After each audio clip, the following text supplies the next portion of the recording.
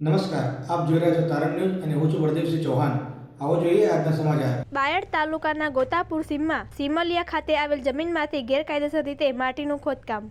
જન સ્વાભિમાન ક્રાંતિ આંદોલન ગુજરાત પ્રદેશ પ્રમુખ દિનેશ રાજવીરની આગેવાનીમાં રજૂઆત કરવામાં આવી. અરવલ્લી જિલ્લાના બાયડ તાલુકાના ગાબડ ખાતે આવેલ દરબારગઢમાં રહેતા ઇન્દ્ર વિજયસિંહ ઝાલા, જેઓએ ગોતાપુર સીમમાં હાલનો સર્વે નંબર 112 છે, જેનો ખાતા નંબર 131 છે, તથા સિમલિયા સર્વે નંબર 22 છે, જેનો ખાતા નંબર 191 છે, તથા સર્વે નંબર 207, જેનો ખાતા નંબર 122 છે.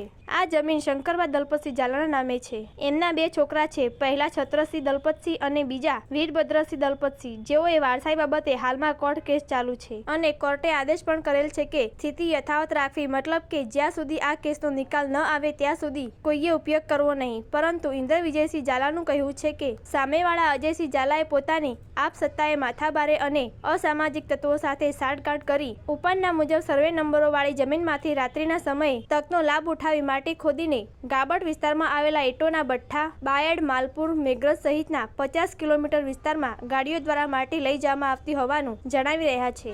ત્યારે ઇન્દ્ર વિજયસિંહ ઝાલાએ આ બાબતને લઈને સાઠંબા પોલીસ સ્ટેશન, બાયડ મામલતદાર, ખાણ ખનીજ મોડાસા, ડીવાયએસપી તથા કલેક્ટર સહિતનાઓને લેખિત રજૂઆત કરી છે અને લેખિતમાં એવો ઉલ્લેખ કરવામાં આવ્યો છે કે આ સર્વે નંબરોની જમીનમાંથી માટી ખોદીને લેવાથી જમીનમાં મોટા ખાડા થઈ ગયા છે, જેના કારણે જમીનનું લેવલિંગ પણ બગડી ગયું છે. જમીન ખેતી લાયક રહી નથી, તો હવે જે માટી લીધેલ હોય તેને કાયદેસર દંડ કરવામાં આવે અને હાલમાં પણ રાત્રિના સમયે ખોદકામ ચાલી રહેલ હોય તેને તાત્કાલિક ધોરણે અટકાવવામાં આવે તેવી અપેક્ષા સાથે તેઓએ અરજીમાં ઉલ્લેખ કર્યો છે. રિપોર્ટર વનરાજસિંહ ખાંટ સાથે તારણ ન્યૂઝ.